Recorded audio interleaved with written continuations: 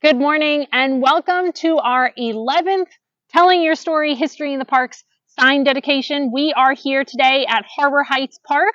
A little cloudy today, but still overall a nice day. If you've been following this series, what we've been doing as part of our Centennial celebrations this year is each month we've been dedicating a sign, Telling Your Story History in the Parks sign. They look just like this one, so it's a brown sign with a historical image and some text. We've done parks all across the county, so please do check those out. Whether you're in the parks, just on the playground with kids or playing sports, or if you happen to see our videos online, we do hope that you follow us and come check out this information. So today, we're talking about what used to be here. Well, we're talking about we're in Harbour Heights, talking about one of the gentlemen who used to live here, own this property, and his connection as well to the First World War. And we're talking about Colonel Charles Danford and his ranch, but then also by extension talking about World War I. So just a little bit of information here. So Charles Danforth is going to serve during World War I, First World War. The United States enters World War I in 1917. Danforth is actually going to enter into the Army Air Service, as it was called. We would know it today as the U.S. Air Force, in 1920. So just after the war ends, but the Army Air Service is still going, and he is going to be stationed at Carlstrom Field in Arcadia. So Peace River behind us. Just keep going north, follow the Peace River, and you'll get to Arcadia up in DeSoto County. But remember, and we've talked about this in some other videos and some other Centennial discussions that we've had, in 1917, 18, 19, 20, this still was DeSoto County. And Carlstrom Field was up in the county seat just outside. So Carlstrom Field, about 6.4 miles southeast of Arcadia, so it's a little bit outside Arcadia, and it was one of 32 Air Service training camps established in 1917. And the idea here was when the United States enters the First World War, air warfare is very new at that time, and you have young men who are very interested in this new service. And so the Army Air Service is created, and you have this need for training facilities for these pilots. Now, not all of them are going to go overseas, but this is just, the importance of training here, and we can all understand that. Florida is, of course, perfect. The weather is good. The land is flat, all of these things. So it makes it a great place for these airfields. Carlstrom Field, again, is created in 1917, and in addition to the training field, there's also a subfield, Valentine Field, in Lee County. So you have a couple of these fields that are connected to one another. And I have a couple images just to show you real quickly. So, and we'll turn it around here for the camera. This is an aerial of Carlstrom Field during World War I. I'll let that hang there for a moment.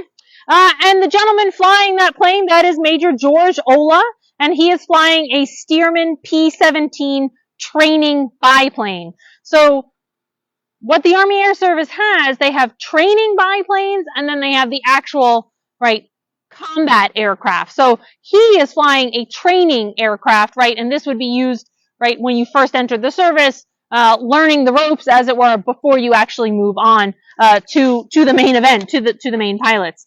We have another image here.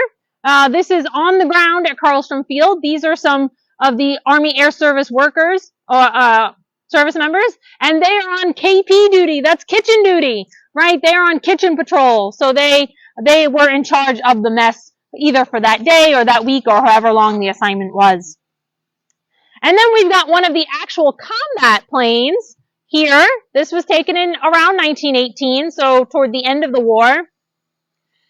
And this was a Curtiss Ox Jenny biplane. And if we're looking, I'll hold it up one more time here, These guys don't look very combat effective.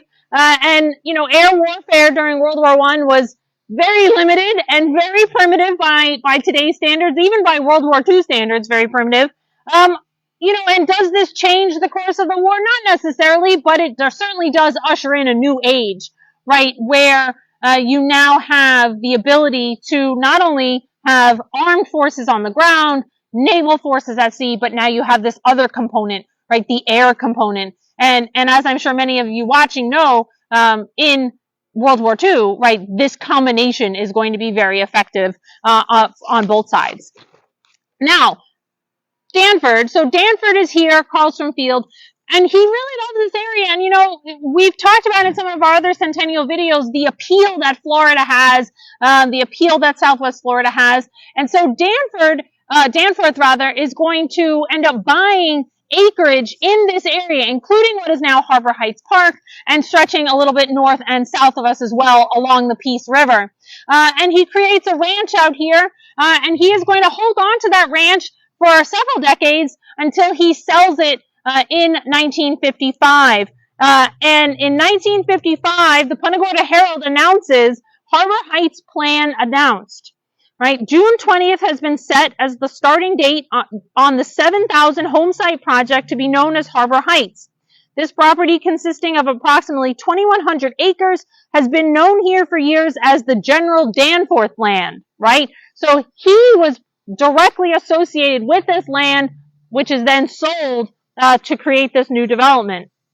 This information was told to the Chamber of Commerce, the Punta Gorda Realtors, and the Charlotte County Board of Commissioners, by someone who is a spokesman for the Land Development Company, which is being chartered under the name of the Charlotte County Land and Title Company. Right. The first section of Harbour Heights will consist of 160 acres, developed in the same general area as the existing General Danforth residence. So not only this isn't just ranch land here, his residence and everything, and those structures were here and were incorporated as part of the development.